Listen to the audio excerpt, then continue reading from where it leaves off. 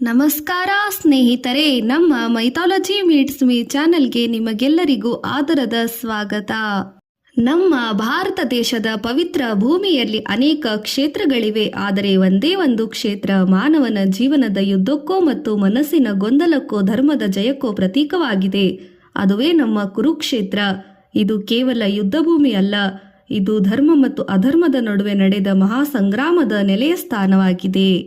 ಕುರುಕ್ಷೇತ್ರದ ಯುದ್ಧದಲ್ಲಿ ಒಂದೇ ಕುಟುಂಬದ ಎರಡು ಸಹೋದರರು ವಿರುದ್ಧ ಹೋರಾಡಿದರು. ಇಲ್ಲಿ ಗುರು ಶಿಷ್ಯರ ವಿರುದ್ಧ ನಿಂತರು.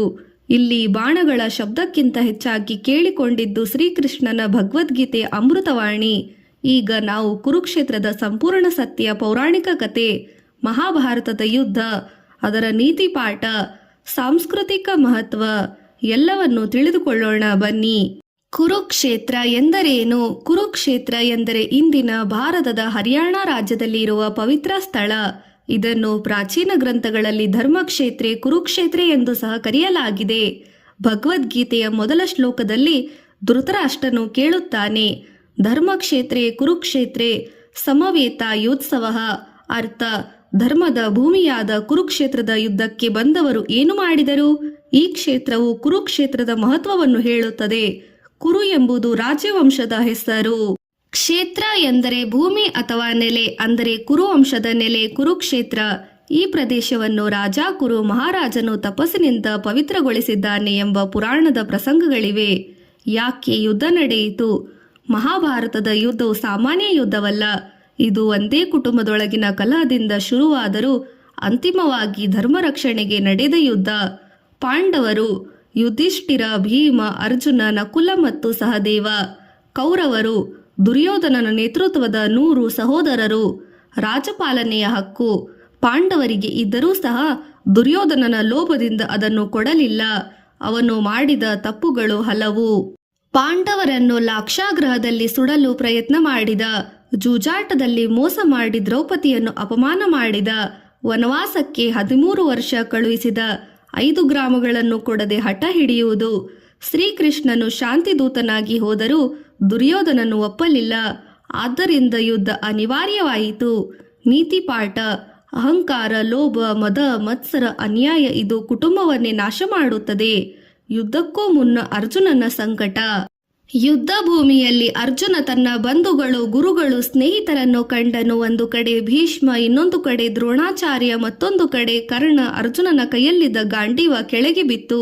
ಅವನು ಹೇಳಿದನು, ನಾನು ಇವರನ್ನು ಕೊಂದು ರಾಜ್ಯ ಪಡೆದರೆ ಏನು ಪ್ರಯೋಜನ? ಇದು ಮಾನವನ ಮನಸ್ಸಿನಲ್ಲಿ ನಿತ್ಯ ನಡೆಯುವ ಗೊಂದಲ.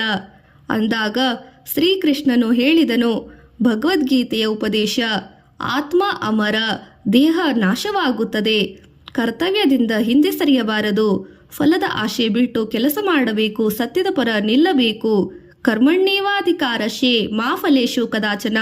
ಅಂದರೆ ನಮಗೆಲ್ಲ ಕೆಲಸ ಮಾಡುವ ಹಕ್ಕಿದೆ, ಫಲದ ಮೇಲಿನ ಹಕ್ಕಿಲ್ಲ. ನೀತಿ ಪಾಠ: ಜೀವನದಲ್ಲಿ ಗೊಂದಲ ಬಂದಾಗ ಜ್ಞಾನ ಮತ್ತು ಧರ್ಮ ಮಾರ್ಗವೇ ಬೆಳಕಾಗಿರುತ್ತದೆ. 18 ದಿನಗಳ ಮಹಾಯುದ್ಧ. ಕುರುಕ್ಷೇತ್ರ ಯುದ್ಧ 18 ದಿನ ನಡೆಯಿತು. ಮೊದಲ 10 ದಿನ ಭೀಷ್ಮ ಸೇನಾಧಿಪತಿ, ಭೀಷ್ಮ ಪಿತಾಮಹ ಅಜೇಯರು. ಅವರ ವಿರುದ್ಧ ಯುದ್ಧ ಕಷ್ಟವಾಯಿತು. ಶಿಖಂಡಿಯನ್ನು ಮುಚ್ಚಿಟ್ಟು ಅರ್ಜುನ ಬಾಣ ಹಾರಿಸಿ ಭೀಷ್ಮರನ್ನು ಬೀಳಿಸಿದ. ದ್ರೋಣಾಚಾರ್ಯರ ಕಾಲ. ದ್ರೋಣಾಚಾರ್ಯ ಅಪಾರ ಶಕ್ತಿಶಾಲಿ. ಅಶ್ವತ್ಥಾಮ ಸತನೆಂಬ ಸುದ್ದಿ ಕೇಳಿ ಶಸ್ತ್ರ ಬಿಟ್ಟನು. ಅಭಿಮನ್ಯು ವೀರಗತಿ. ಚಕ್ರವ್ಯೂಹದಲ್ಲಿ ಅರ್ಜುನನ ಪುತ್ರ ಅಭಿಮನ್ಯು ಪ್ರವೇಶಿಸಿ ಶೂರತನವನ್ನು ತೋರಿಸಿದ. ಆದರೆ ನಿಯಮ ಮೀರಿ ಹಲವಾರು ಸೇರಿ ಅವನನ್ನು ಕೊಂದರು. ನೀತಿ ಪಾಠ: ಅನ್ಯಾಯದಿಂದ ಗೆದ್ದ ಜಯ ಶಾಶ್ವತವಲ್ಲ. ಕರ್ಣ ಅರ್ಜುನನ ಯುದ್ಧ. ಕರ್ಣ ಮಹಾವೀರ, ದಾನಶೂರ. ಆದರೆ ಅಧರ್ಮದ ಪಕ್ಕ ನಿಂತ ತಪ್ಪು ಅವನಿಗೆ ನಾಶ ತಂದಿತು.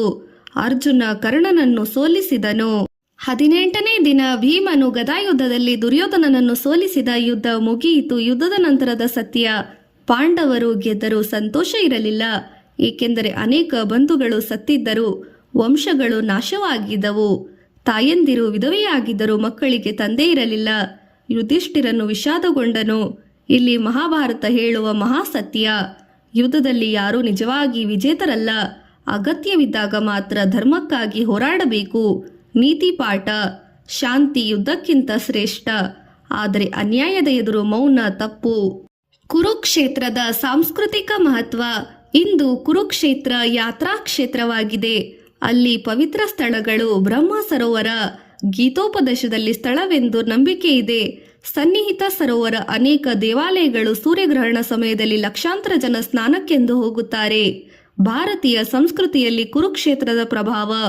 ನಾಟಕಗಳು, ಹರಿಕತೆ, ಯಕ್ಷಗಾನ, ಕವಿತೆಗಳು, ಸಿನಿಮಾಗಳು, ಜೀವನದ ಉಪಮೆಗಳು. ಇಂದು ಯಾರಾದರೂ ಮನಸ್ಸಿನ ಸಂಕಟದಲ್ಲಿದ್ದರೆ ಹೇಳುತ್ತಾರೆ, ನನ್ನೊಳಗೆ ಕುರುಕ್ಷೇತ್ರ ನಡೆಯುತ್ತಿದೆ. ಅಂದರೆ ಒಳಗಿನ ಧರ್ಮ ಅಧರ್ಮದ ಯುದ್ಧ ನಡೆಯುತ್ತಿದೆ.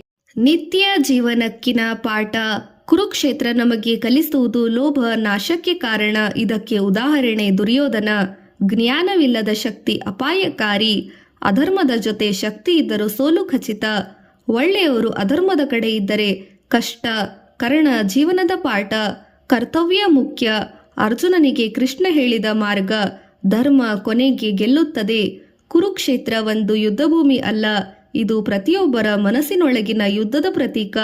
ಒಂದು ಕಡೆ ಕೋಪ, ಇನ್ನೊಂದು ಕಡೆ ಶಾಂತಿ. ಒಂದು ಕಡೆ ಲೋಭ, ಇನ್ನೊಂದು ಕಡೆ ಧರ್ಮ. ನಾವು ಯಾವ ದಿಕ್ಕು ಆರಿಸುತ್ತೇವೆ ಅದೇ ನಮ್ಮ ಜೀವನದ ಫಲ. ಹೀಗಾಗಿ ಸ್ನೇಹಿತರೆ, ನಿಮ್ಮ ಜೀವನದಲ್ಲೂ ಕುರುಕ್ಷೇತ್ರ ಬಂದಾಗ ಕೃಷ್ಣನ ಜ್ಞಾನವನ್ನು ನೆನಪಿಸಿಕೊಳ್ಳಿ. ಧರ್ಮದ ಮಾರ್ಗವನ್ನು ಆರಿಸಿಕೊಳ್ಳಿರಿ. ಜೈ ಶ್ರೀ ಕೃಷ್ಣ.